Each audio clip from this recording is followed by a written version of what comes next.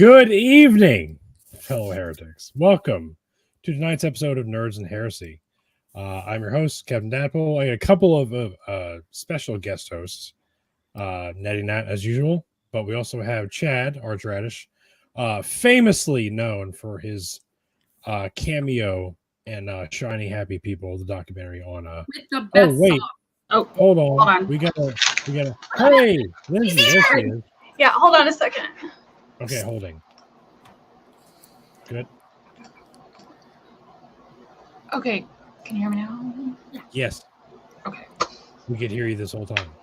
You could hear me the whole time. Oh yeah. We Oh, won't great. tell anyone what you said. Welcome to Nerds and Heresy, everyone. Hey! Well, our guest of honor is waiting backstage. She is currently writing a book called Taking Off the Tinfoil Hat. And before we bring her on, let's watch that intro.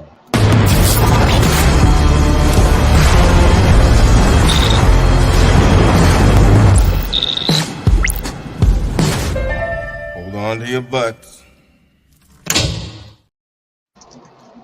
All right, we got a full house tonight. How y'all doing? Hey, thanks so much for having me on.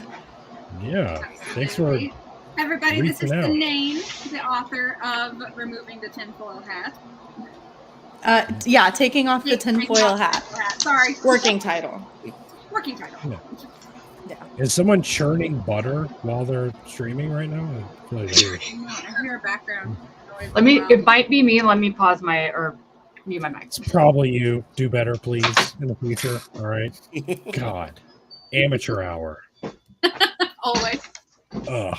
Yeah, that fixed it. But he loved churning butter. I Is did that better? fix it. Yeah. Yes. It was my butter churner. I knew it. I called it. You did. That's my past. I'm time. actually a little bit jealous.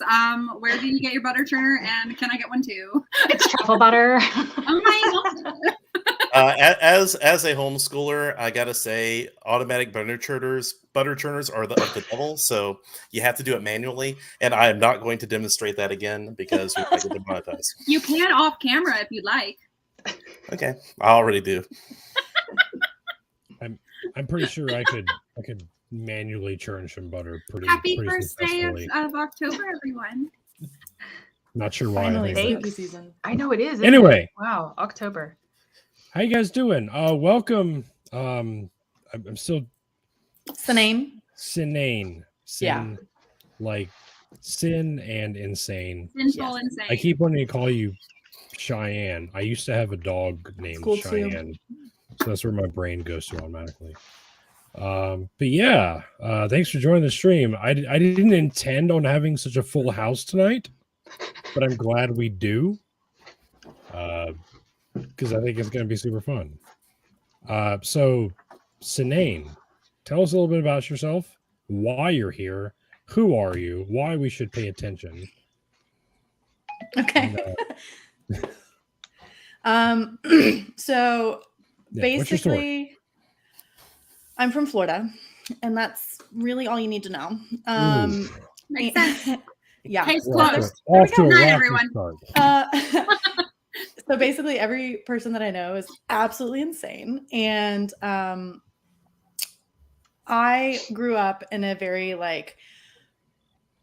average, I would say, evangelical household, like fundamentalist evangelical.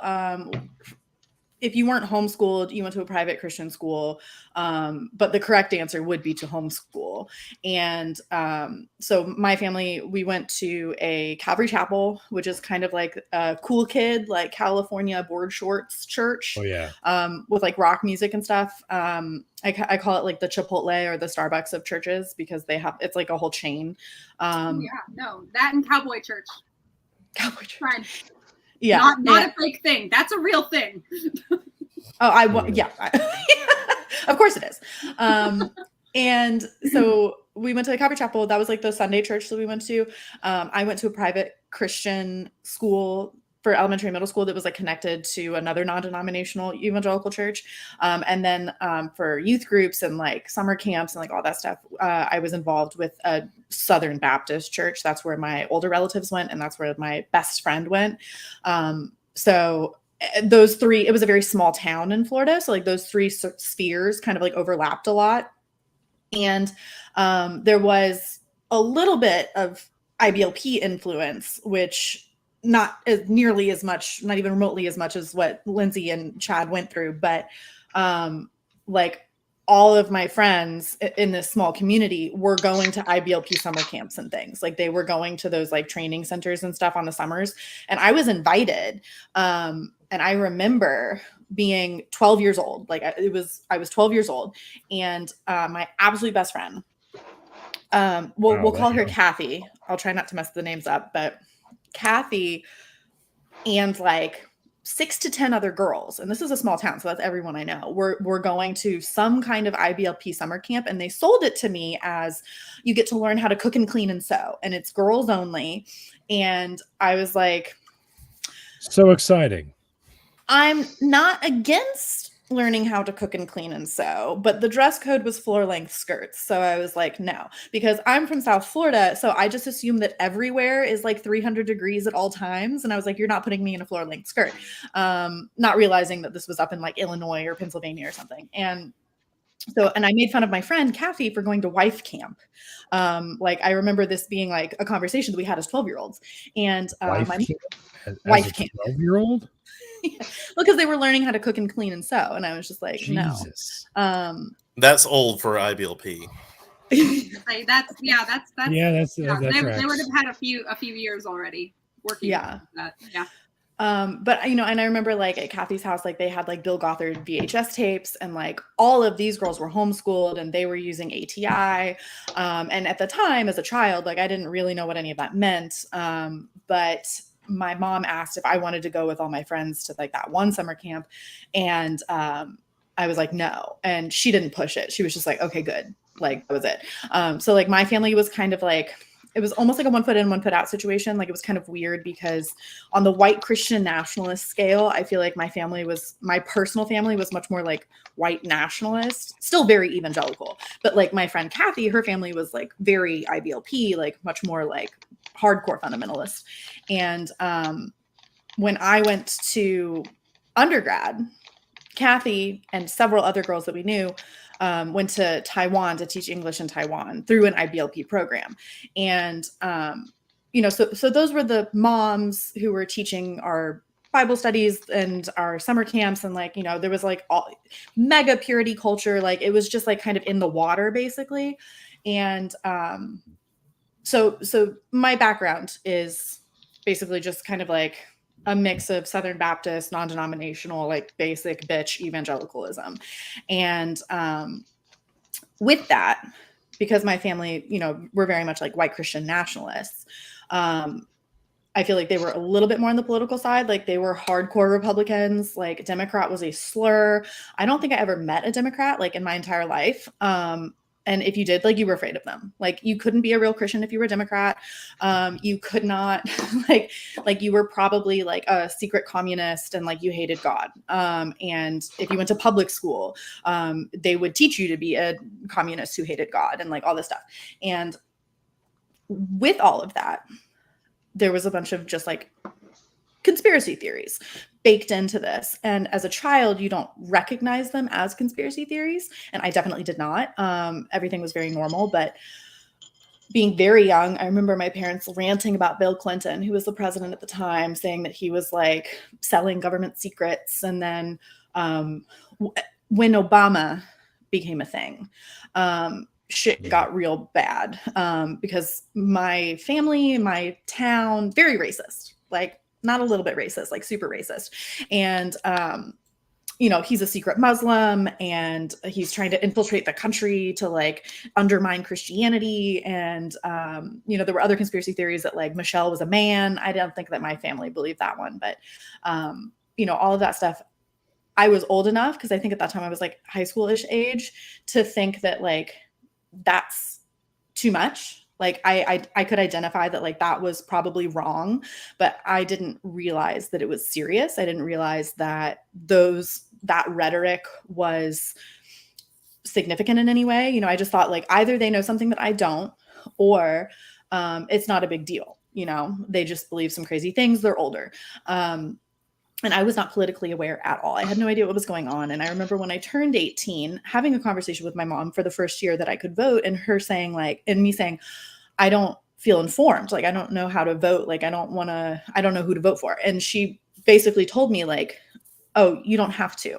We will always tell you who the Christian candidate is. You don't. This was you saying, I don't know. And your mom was telling you just vote for who we tell you to. Yeah. And it wasn't in like it was in a, from her perspective, I can see that it was in a, like, you know, we're taking care of you. It was in a helpful way. It wasn't in like you must vote this way, but it was like, no, it was like, you're not informed. You're uninformed. Basically, like, good. Because they thought they had the truth. Right. That the absolute truth. You as being so young didn't know any better. Yeah.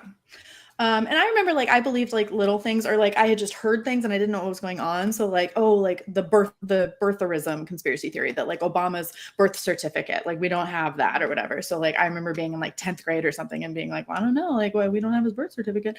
But like, I wasn't like gung ho about any of this, you know, like getting into political debates or anything. I had no idea. I was just like regurgitating. It seemed like valid questions at the time. Like when you don't know the right questions to ask, they seem like valid concerns. And when you have zero back knowledge, you know, people are just like saying things. So generic kind of conspiracy theories and stuff. And then like, you know, like the rapture, that's just a giant conspiracy theory. My mom said that like, based on some prophecy she had heard, that like Jesus was coming back in her lifetime and that I had to be prepared. Like that's just a conspiracy theory. And then when I got a little bit older, it became increasingly obvious. Things started to be like even weirder. My parents were not, and this is kind of my saving grace. And this is why I wasn't going to wife camp and things, because my parents, I think, became much more fundamentalist after they had kids. You know, they wanted to raise me and my brother right, raise us up the way we should go, like that kind of thing. But before they had kids, they were doing their own thing. You know, my mom lived on her own for, you know, over a decade out in California doing God knows what. She was proposed to like 8 times. And in all of that, she had a lot of life experience that, like, you know, my IBLP-esque friends, their moms did not have that. You know, they got married when they were 19 years old and then they just had a bunch of kids. My mom was out there like, you know, whatever.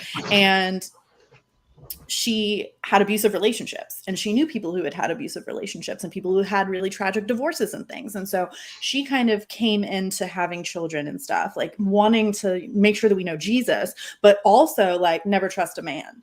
And that is the message that none of my friends got. The message that they got was, you get married, you find God is going to like mail delivery your husband to you, and then your life will be perfect. You know, if you are righteous, if you are pure, if you save yourself for marriage, like you'll be married, you'll have a bunch of kids, your home will be blessed, and like you'll have perfect sex and like all this stuff. And my mom was like, marriage is hard. Love is a choice. Like, you need to have, a man can always leave you. Even if you've been married for 20 years and you have 3 kids, you should always have an education, have something you can fall back on just in case.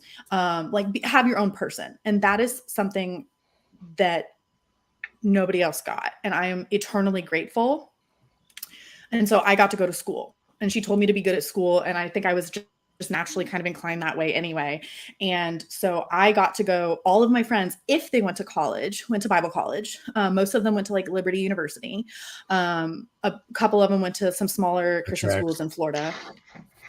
And I got to go to the University of Florida. I got to go to, big kid school, and I got a STEM degree in nuclear engineering. And so none of my friends did that. I told you my friend Kathy, she went and did an IBLP program in Taiwan while I was doing that. But when I went through undergrad, fully indoctrinated, still was not questioning anything. Like, and it was very scary. And it's one of my biggest regrets in life is that I was not able to take full advantage of that. I was essentially afraid to really meet new people because they're not Christians and they're going to try to lead me astray.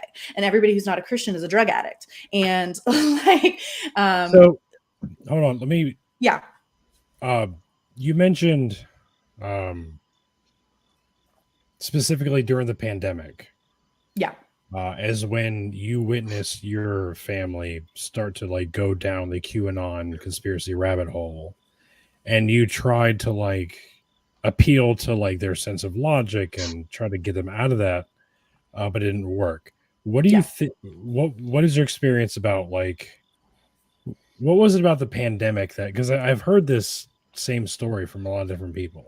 Like during the pandemic, my parents just started buying into every conspiracy theory they could get their hands on. Is it just they had more opportunities to read words on the internet and they just...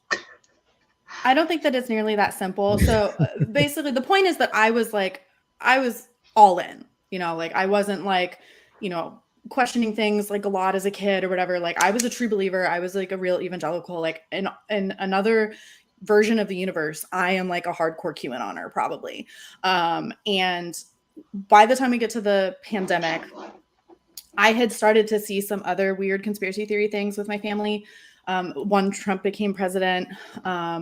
When like my parents had never been super like going to rallies or anything. They were attending like Trump boat parades and things. And I still was kind of politically ignorant. But I was just like, the fanaticism is scaring me. Vote for whoever you want. You said you were politically ignorant during the time, up until the pandemic. Up until the pandemic, I really had my head in the sand. You started seeing these things. It started becoming more. I was before the pandemic. I was troubled by Trump. Grab him by the pussy and stuff. But I wasn't I still wasn't informed. It's just locker room talk. I don't know why you're worried about that. That's just how guys talk when nobody's watching. Right. Well, I work for the Navy, so I know how guys talk. Okay. It's not weird. Don't make it weird. The pandemic, it was July in the first year, so 2020. And so we're like into the first big spike of the summer, right? Or like we're building up to that. And everything's in lockdown. I was an essential worker. And so I was like still going into work and stuff. The military base that I work on, they took it very seriously, face masks. This was before the vaccines were available. And Kathy comes to visit. And Kathy was my best friend. And she had been planning to stay with us for months before the pandemic even started. And it was just because she was driving up to see some family in North Carolina. And so she needed a place to stay for like a night. And it's a free place to stay. I told her, normally when people come to visit, we do the whole tourist thing. We go out to restaurants and stuff. But like, because of the panorama, we're not going to be doing that. And, but you can still stay with us, understand that I might be exposed. And so she came and she stayed with us. The first thing that she says when she gets out of the car is like, do I need a face mask? And I was like, yeah, you need a face mask. And she was like, oh, haha, this is the first time I've ever worn a face mask. It was July. And then she spent the rest of the weekend making fun of me and my now husband for taking COVID seriously. And her best friend, who was a girl that she went to Taiwan with, who was more IBLP involved. She was like from California or something. She had been posting all over Instagram, and this is a girl that I had met once, so it was like a mutual friend, posting all over Instagram all this crazy ass shit, like face masks for child abuse, and these are end times, like Jesus is coming back any second now, and like stuff about pedophilia, but I didn't know why, and then 5G radiation conspiracy theory stuff, and I was just watching because I'd only ever met her once, and I was like, this is weird, and I was talking to Kathy about it, and Kathy was like not bothered. Kathy was she was like, oh, I don't know. You don't believe in any conspiracy theories? And I was just like, what? So Kathy hold on. Kathy was your best friend. Best friend since we were 12. And so there was no like issues with this prior to the pandemic? Absolutely not. And the thing is, in hindsight, now that I have deconstructed, she was like, all in IBLP, ATI, evangelical. She was very like the only thing that I would say that I had like kind of pushed back on from her was that she was very into demons. Like she was very into like the sort of like there might be demons in your thrift store finds kind of like demon obsession. And so like she literally thought everything was demon possessed. We went to one of the 3 bars in our hometown and she like wouldn't go in because she said that there were demons. And I was just like, I'm getting a gin and tonic. And so yeah, so that was the only thing. It was just she was a normal evangelical. She was my age. We have the same birthday. She's not a boomer. And she was Hey, Jimothy. Sorry, keep going. No, she was there were no major warning signs for me. So because we came from like the same background. for you. It kind of Total surprise. She's just not weirded out by her friend. And then she leaves. The next day she sends me a voice message that literally ruined my life. Did we lose Lindsay? Maybe. But yeah, so she sent a voice message and she said, oh, because we'd been talking about conspiracy theories, I might think that this is interesting. And she's like, a friend from my church back home. And this is in our very small hometown. So I know multiple families who go to this church. She's like, my best friend from this church, from her church in our hometown, believes that when the COVID vaccine comes out, it's going to be full of secret metal. And all the metal in your blood is then going to interact with 5G radiation. Oh, she's back. Sorry. Sorry, guys. She'll come back to let us know what happened. The metal in your blood is going to interact with 5G radiation to either control your mind and make you vote Democrat or kill you. She wasn't sure which one. And at first, I was just like, oh, this is a... Wait, I'm sorry. I have to pause you for a second, just a split second, because... This is the beginning. I know it's the beginning, but I was dealing with the same thing with like an apartment neighbor who would like, as I would let my dog out, she would come running out and tell me these things. And she's like, I don't know, just make sure that like your iron supply in your blood is like good, and make sure you're like taking your silver nitrate and stuff, like make sure that you're like doing all these things, because she was connecting chemtrails with the 5G. That's another thing. Yeah, they're not necessarily always connected though. No, it's a hit or miss. I don't know. I just wanted to throw it out there. This is not Kathy, but like some people thought that like the 5G radiation was causing the COVID symptoms. And there was actually a string of vandalisms and crimes, especially in the UK for some reason, of people attacking and destroying and setting on fire 5G radiation towers, and also attacking like cell service employees. Oh my God, yes. That's not Kathy. Kathy she said this thing and I was like, oh, that's so funny. Your friend found this on the internet and she just thinks that this is like a funny, crazy thing. And Kathy was like, no. So that was the weird thing. No, yeah. So in Joplin, Missouri, and I'm just throwing Joplin under the bus right now. Joplin, Missouri, had 3 cell phone towers go up in 5G, and they went down the same week because the city was so conservative and so worried that the 5G was causing COVID that they took them down. It was insane. Like they were up and then they were down. I lose a little bit of faith in humanity every day. So when it comes to conspiracy theories, of course, it's a spider web of like different avenues we can go down. But what do you think is what is it about conspiracy theory that is attractive to people that are like isolated at home during a pandemic, who just have like nothing but free time on their hand? They can scour the internet or Facebook specifically. What do you think it is that makes them like attracted to these like obscure ideas? I don't think that it's like a one size fits all to begin with. And that when you're talking about people who believe in conspiracy theories, you've kind of got the people who are actually on the fringe, the people who are like the flat earthers and the Bigfoot people. And like, they've always been around and they've never been like a major social movement. And like what we're dealing with now, I feel like is something that is different. And like those people are still around, but maybe the same thought process doesn't apply. what I am very focused on and very interested in is the connection between the conspiracy theories and the white evangelicals. Because overwhelmingly, if you look at the statistics on like white Christian nationalism and believing in these conspiracy theories, and there are sociological statistics on this. And if you look at books like Andrew Whitehead's books, and Samuel L. Perry's books. So The Flag and the Cross and Taking America Back for God, it's a linear relationship between how white evangelical nationalist you are and how much you believe in like QAnon, along with a bunch of other really awful things like how racist you are and how like misogynistic you are and how much you hate gay people. But what happened with me was Kathy was like obviously a hardcore conservative evangelical. My family was the same. And every single person in my hometown and every single person that I knew fell for these things. My brother told me that we should just let the weak die and that the CDC was lying about the numbers. My parents were stockpiling hydroxychloroquine and vitamin D. My dad has one lung. My mom told me to cancel our wedding rather than her get the vaccine shot. And Kathy was talking about 5G radiation.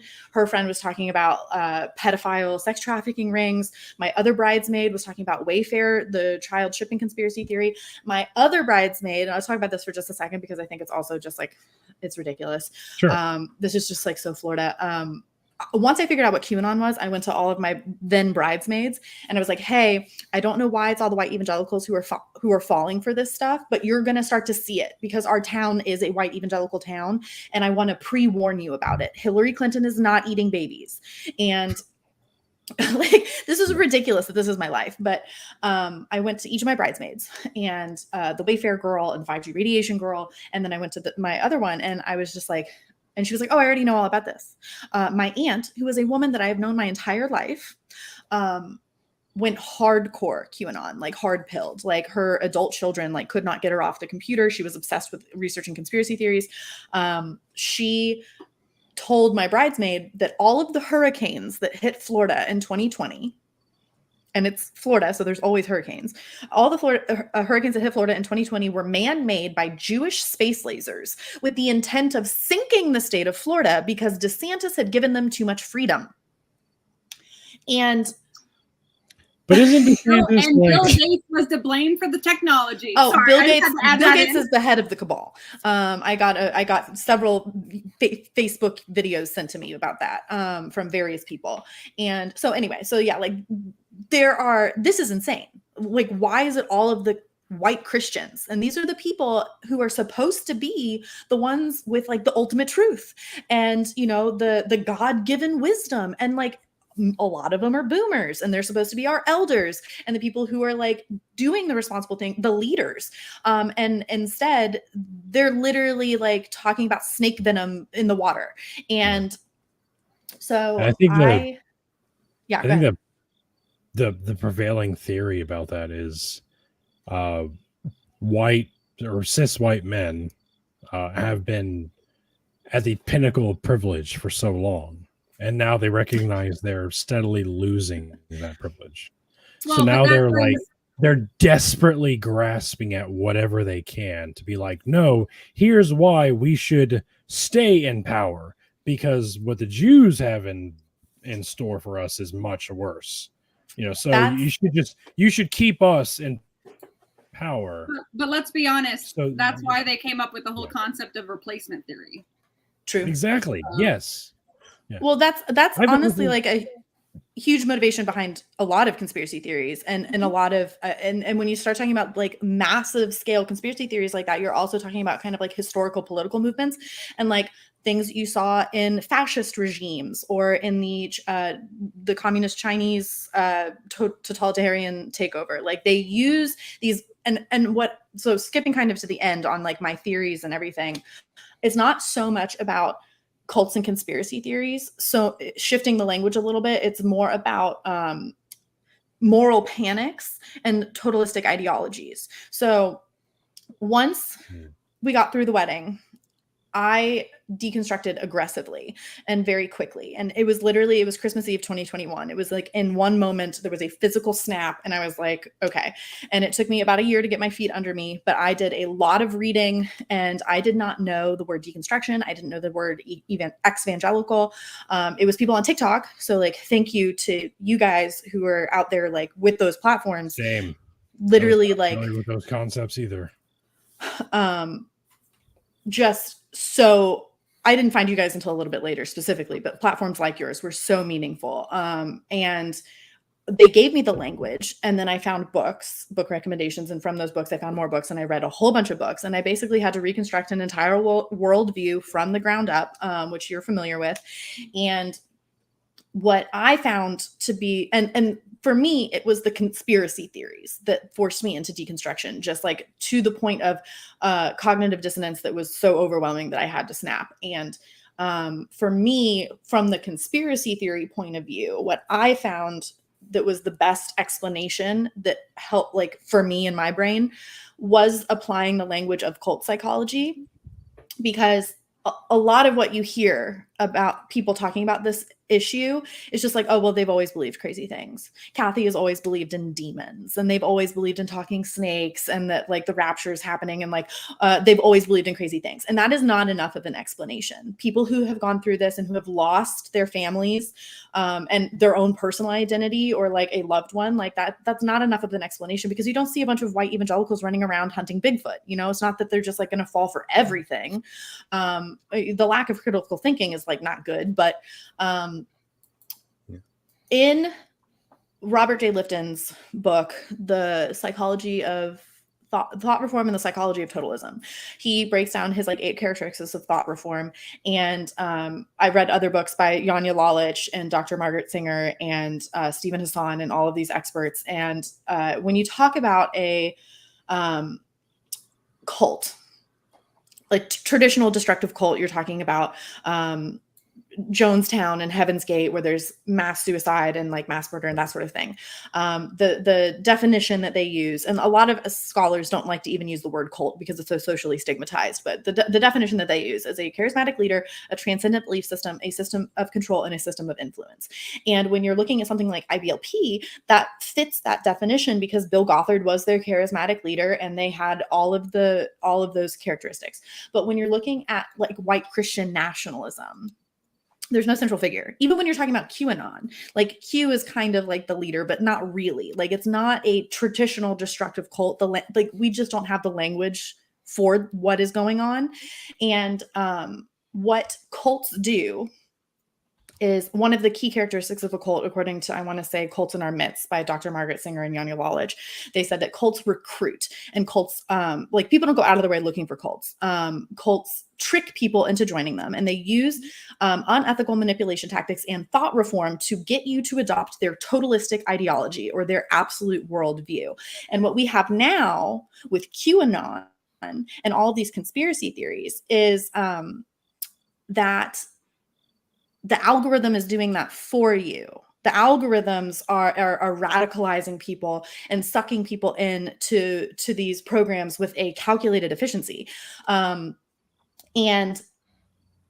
there's a quote from Sir Arthur Conan Doyle that says, when you have eliminated all of the impossible options, whatever's left, no matter how improbable it is, must be the truth. And so this is kind of what Robert J. Lifton called personal closure and what Dr. Janja Lalich called bounded choice. When you are in a totalistic ideology or in like this cult mentality, you view the world through a very specific lens. And so you remove part of reality as an option. And whatever you're left with must be the truth. And so when you're in a totalistic ideology, conspiracy theories become absolutely inevitable. Why did Trump pull out of like the NATO agreements or whatever? Well, it's because he's like fighting the Antichrist, because that's what is left, no matter how improbable it is. Because the fact that like the majority of Americans don't want to live in a misogynistic, like homophobic theocracy, that's not one of the bounded choices. And so the connection between cult psychology and totalistic ideologies, conspiracy theories, is fundamental. Like you can't have one without the other. And so we're dealing with a totalistic ideology. And when you look at this like throughout history, and you look at the conspiracy theories that were used in the various like fascist and totalitarian, movements, you get the same thing. And so on a large scale, it's not just like a cult of like, 100 or even 1,000 people. You're dealing with an entire country, 50% of the United States population. I think the statistics were that like over 60% of Americans believe that the nation was founded on Judeo-Christian principles, and something like 45% of all Americans, not evangelicals, not Christians, believe that the United States should still be founded on Judeo-Christian principles. So like this is just like in American culture at this point. It is white Christian nationalism is the totalistic ideology that is like spinning off all of these conspiracy theories. And why there's so much of an overlap with white Christians and white evangelicals is because there's so much of an overlap with white evangelicals and white Christian nationalism. It's like 75 or something percent according to the Whitehead statistics. But yeah, so that's kind of what I found that was enough of an explanation for me, to not just say like, oh, they've always believed in crazy things, but like it is a historical phenomenon, and it is actually happening, and it is actually serious, and like we're fucked. So yeah, it is absolutely serious. Like I was saying earlier, there's all these like old straight white guys who recognize, especially in the Republican Party, that we just see this with the shutdown or the looming shutdown and everything. And all the issues revolving around the trans issues and it's just everything. Everything is about, and especially right now, it's like about immigrants. Like you notice the past like 6 days, they've been all about the immigrants are taking over our country. I remember hearing this 30 years ago. Mhm. I've heard this exact same rhetoric 30 years ago when I was 7 years old. I remember them saying they're coming to take over our country. But there are statements. Like, you go ahead. Sorry.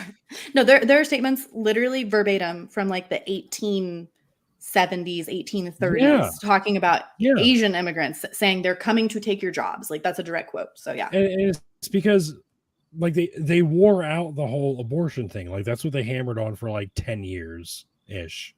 The whole Roe v. Wade thing. But now they overturned Roe v. Wade and they found out that that's not actually as popular as they thought it was going to be. But it's done. So now they have to shift gears. So now they're posting all these pictures on the internet of like there's all these like guys who are not really white walking in a line. They're the ones coming to take over our country. Like the fuck are you talking about? But to people who are looking for that sort of like fear stigma, that's like donuts to them. That's like, they're coming to take over. They're climbing through the barbed wire to come and take over a country. Really? What are they going to do? Are they They're going to also go and tell us to go away? What the fuck are they going to do? Like, so like they realize the abortion issue is done and over with. It's not popular. So now they're like, we need to focus on abortion or immigration and what's happening on the southern border. It's also shock value. It's shock value because right now they're trying to distract from Trump and his 84,000 different indictments. And so they're like, well, we've bored everybody with abortion right now. It literally started to ramp up, I noticed, in the last week as well. And I'm like, well, it's because he's got some other stuff that they don't want people focusing on. And so it's easier to incite their rage against the things that they are so comfortable at being angry at without ever asking questions. The cognitive dissonance is so legit. It's always been a problem with me, just as a concept, that people think that religious ideology and cult mentality, whether it be an idea, a form of faith, or a form of just political variance, is something that doesn't stand with any sort of proof It doesn't stand with any sort of evidence. And because of that, you end up with like, it's honestly, I see it all as one and the same thing. And like the surprise that it correlates between the two, it's not that surprising. It makes sense. It makes absolute sense that when one person can get duped in one way to just blindly believe something that they're told, why don't they just believe everything that they're just told? It's well, and you live in an echo chamber as well. Right. You know, you're not allowing anything from the outside to penetrate into what you are so fixated on understanding. You don't ever try to seek a balance or an opposite viewpoint, because especially with religion, you are just so damn sure this is what the Bible said, drop mic. And I feel like when it comes especially to the IBLP people, like your friend, holy shit, she just keeps checking off all the boxes of being a classic ATI IBLP person, you know, because she's not allowing anything from the outside in. They scoff at everything that is not relatable to them. And so when they are presented with something like even putting on a mask, I mean, it is fight. They don't flight about it. They want to fight over it, you know, and just mock it and make fun and not say, well, that's really interesting. Why are you wearing a mask? Because for me, this is how I feel. It just becomes this like really saucy interaction because again, they don't have a lot to argue on. There's no basis and foundation for it, but it's what they know. And because blind belief has been their entire life or their entire journey within the religions they're in, they're kind of screwed. They are screwed until they open up their mind. And unfortunately, they're now screwing up the rest of the country for it. You know what's fun about this? And fun is the wrong word. What's interesting about this is the idea that should you have any other thoughts or questions in regards to this mentality or what this information being fed to you, because of the repercussions that you go through within your own, you know, circles, you will avoid it at all costs. And I have noticed that when how do I phrase this? Say there's 5 people, when one has an issue, they all have the issue.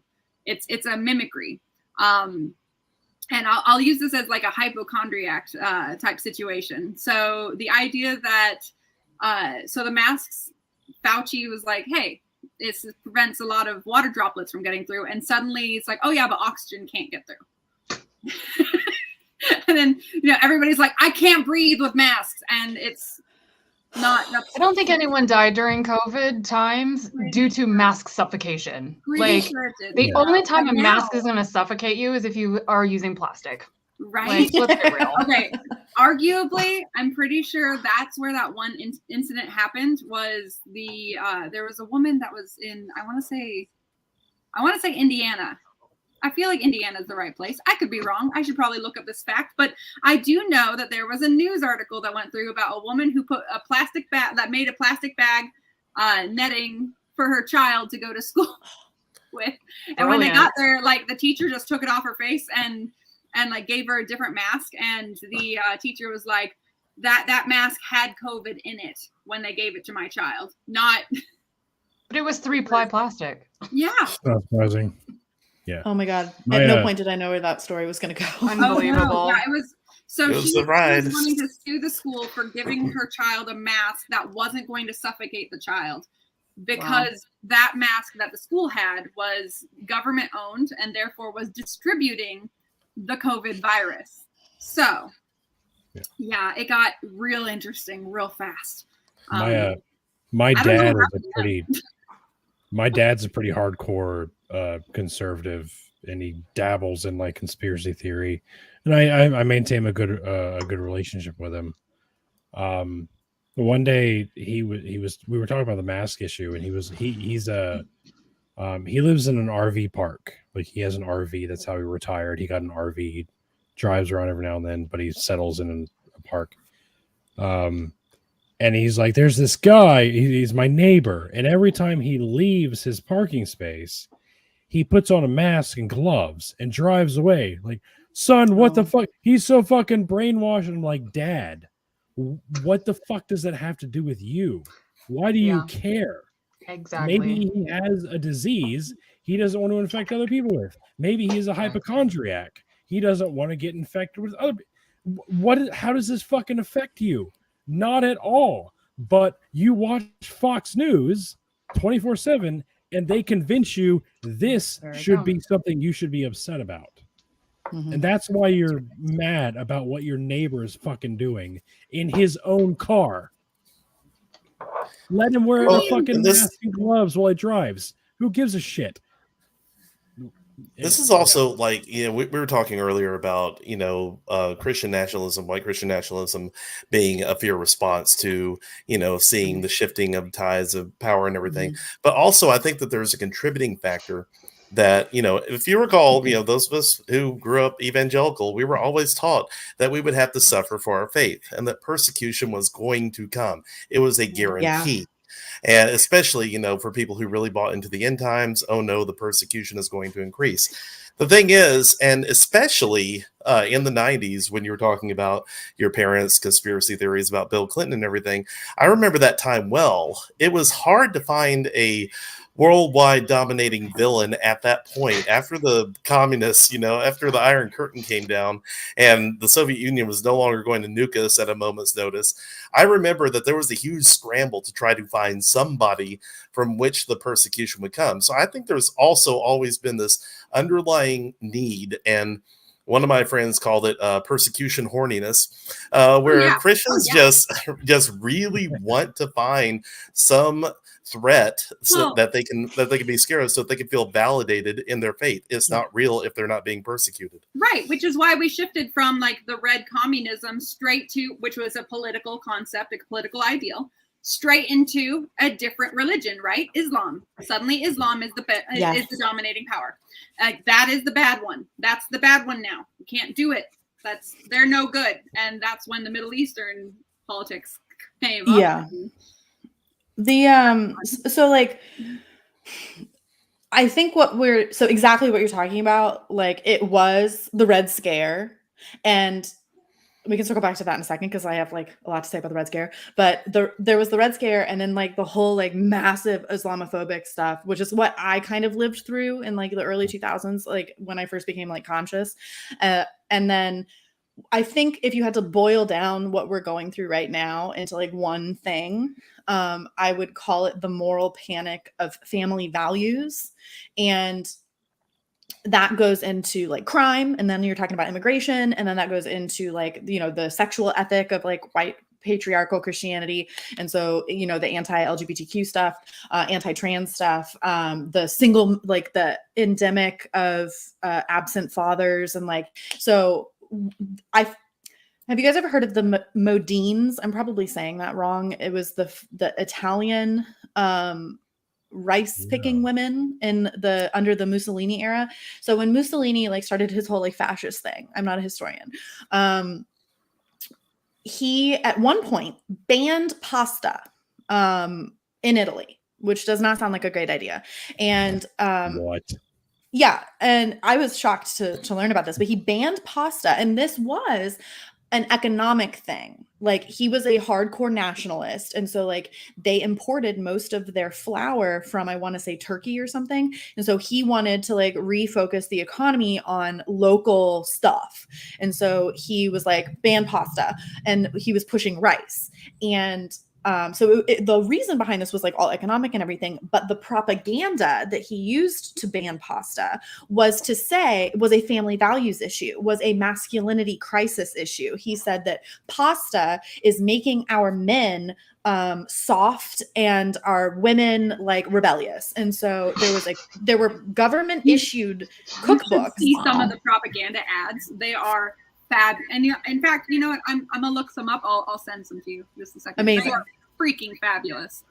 Yeah, so there were government issued cookbooks with all of this propaganda in it, and like saying that you should eat rice. And there was a group of women up in like North Italy, which is where the rice was grown, called the Modines or something, and they were worked to the bone to the point where it was messing with their menstrual cycles, and they were having a lot of miscarriages because they were worked so physically hard. But they were grateful for it because they could not handle any more mouths to feed, so they didn't want any more children or whatever. But they became massive anti-fascists, and they have these like songs, or at least a song that became like a famous anti-fascist song, and it became an anti-fascist emblem to like, there were photos of anti-fascists posing with sheets of pasta.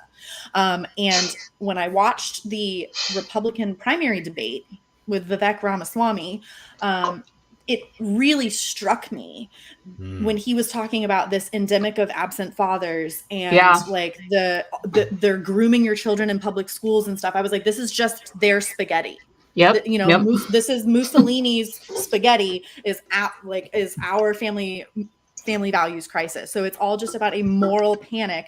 And when you take that to the extreme, you're talking about QAnon and the conspiracy theories. The worse you can make the outside look, the better you can feel about yourself being on the inside. And so what really mainstreamed QAnon, if you look at the history of QAnon, it started in October of 2017 on like these super dark web nerd boards like 4chan, and then it moved to 8chan. Nobody was ever going to find that. But it massively got popular in the summer of 2020, which is when it hit me with Kathy, because it got picked up on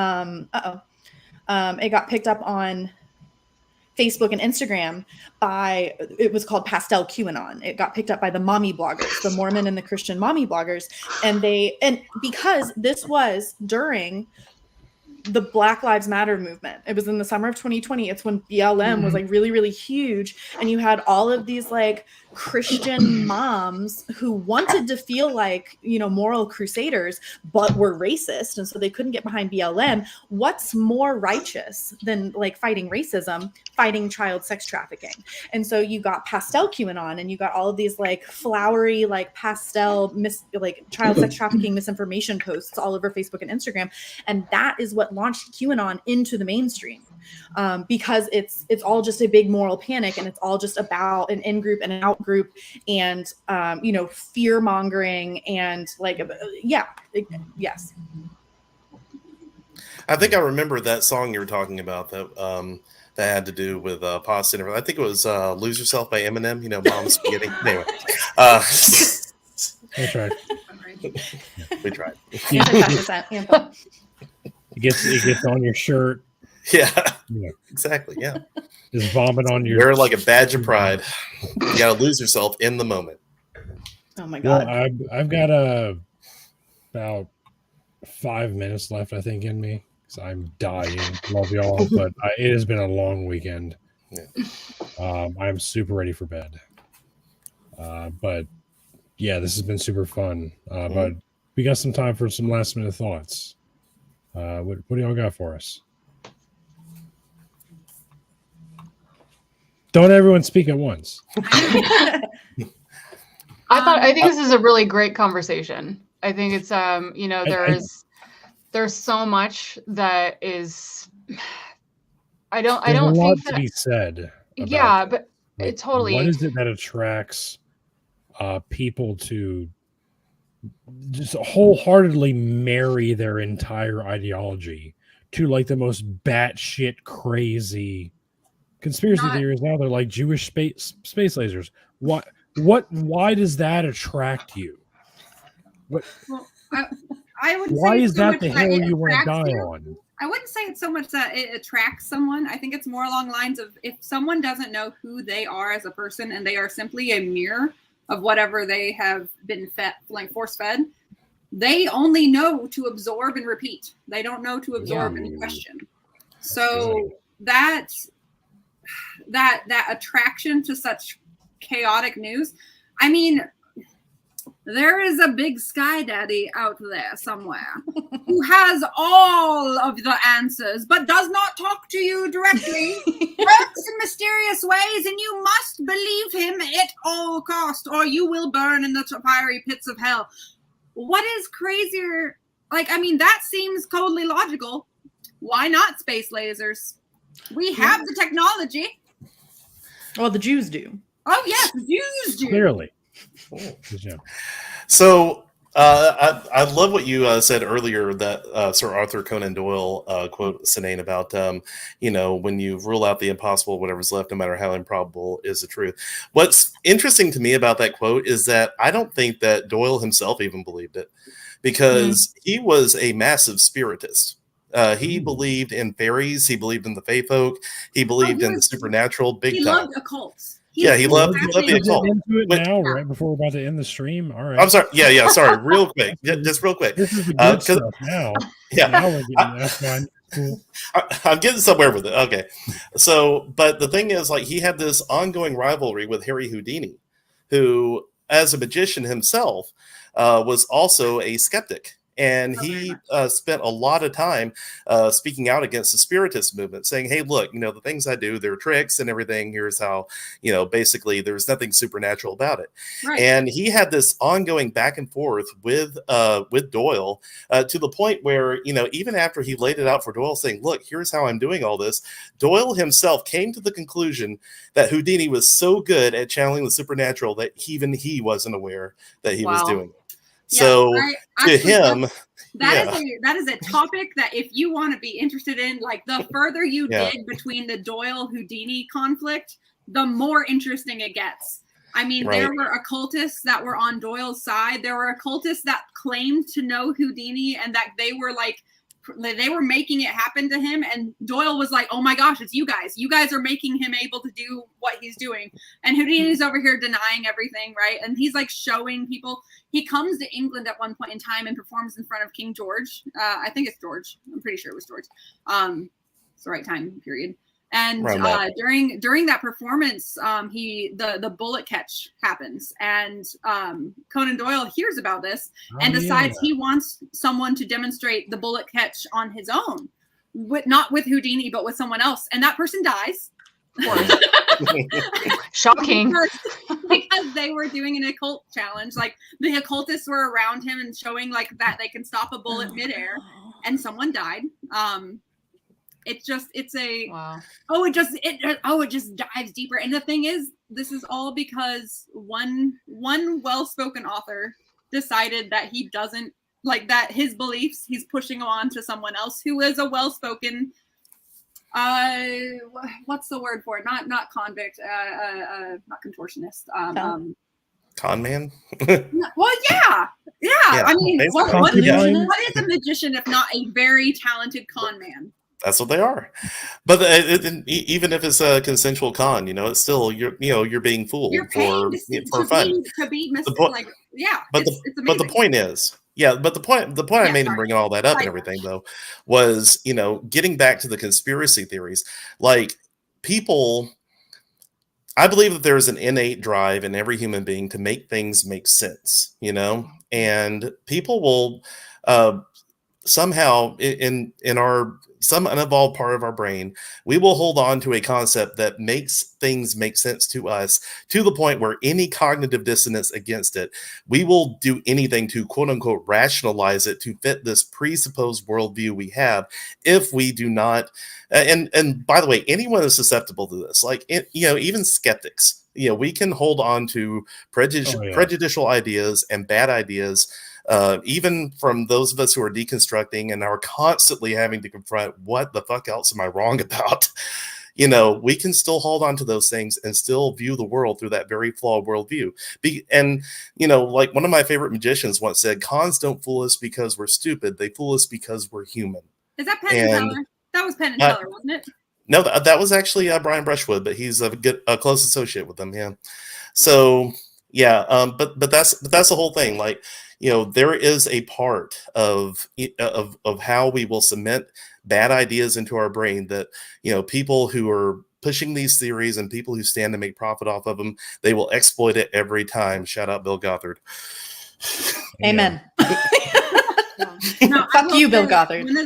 Fuck you, Bill Gothard. One of the things that does help with this is that shock value, not just because the shock value distracts, but also because the extremity of the shock value will make that thought or that news, that information stick in your brain a little bit farther.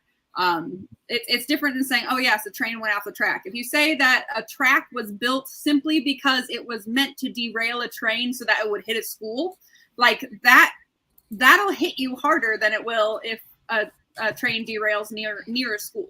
Like you're going to absorb that and hold on to it more. So like it's very clever. But I love what you said, Chad, that even skeptics are not immune to this. Like just the other day, I responded on TikTok to a video of someone saying, which I've heard 1,000 times for the past few years, like the 12 disciples are actually the 12 zodiac signs. And I'm like, no, you're fucking stupid. That's a fun Stop. one. Stop. Oh, You're yeah. dumb. Don't do that. I mean, cute to associate 12 and 12, but that's kind of where it falls off. That Like, is a oh, number. and God was the sun. Wow, Yay. numerology.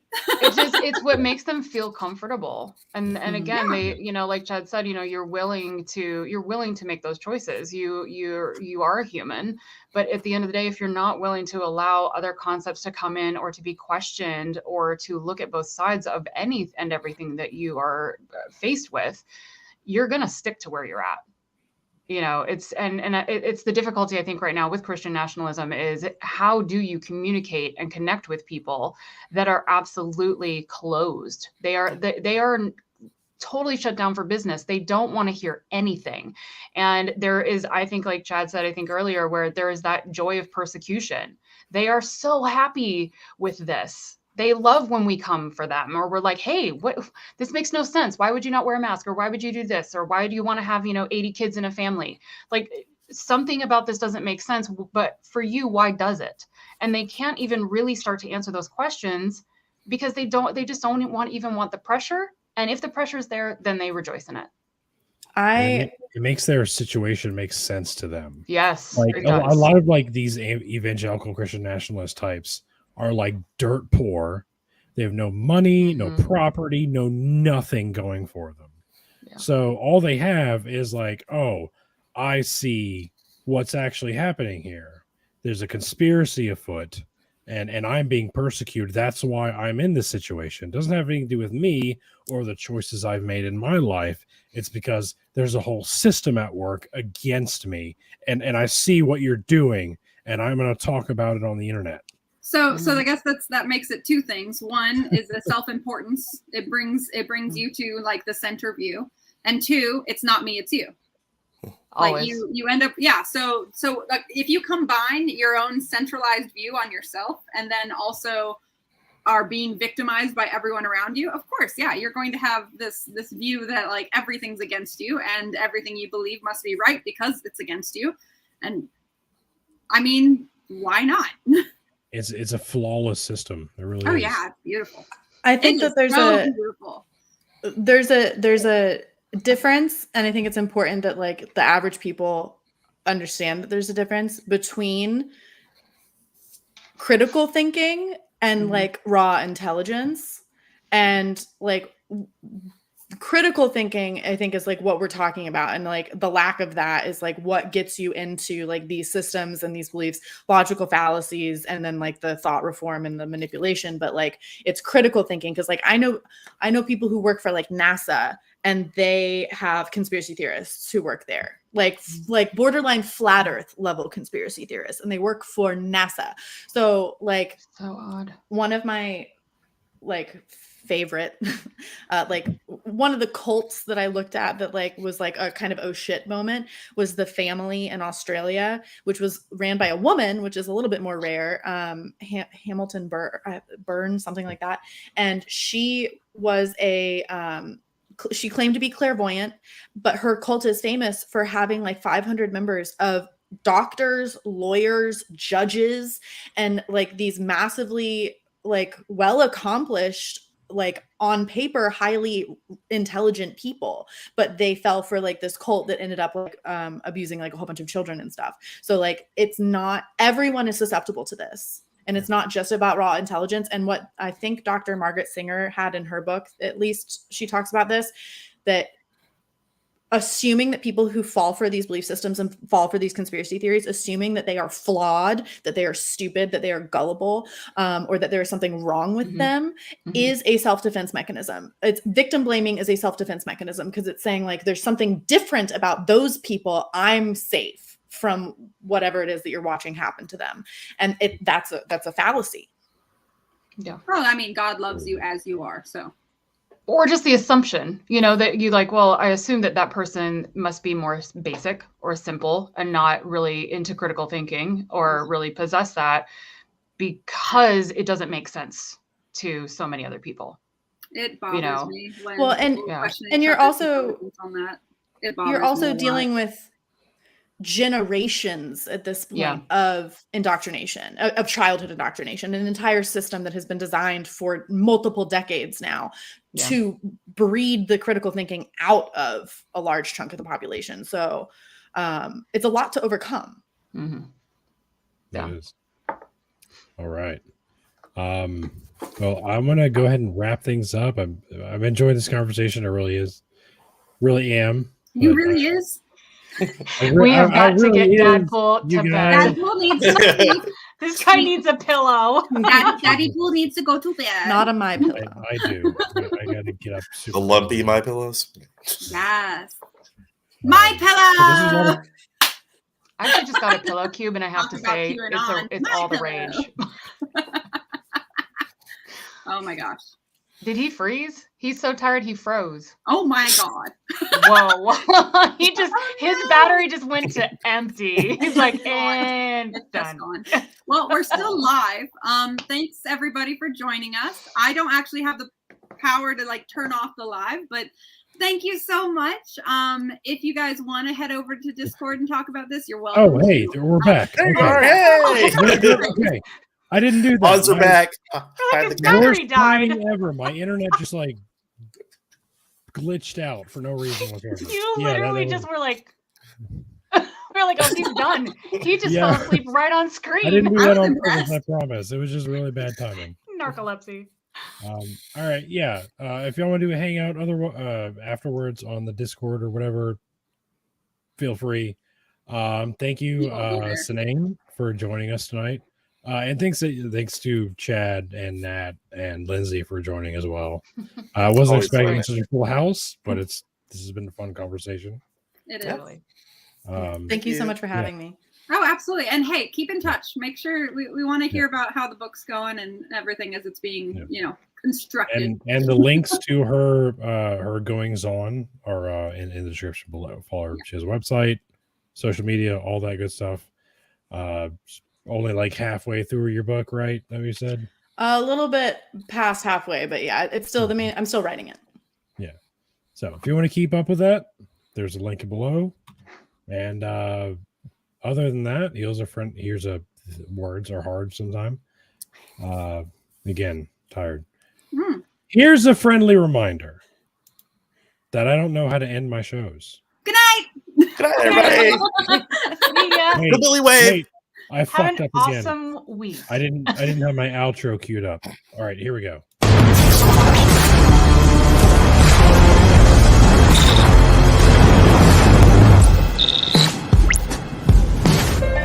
Hold on to your butts.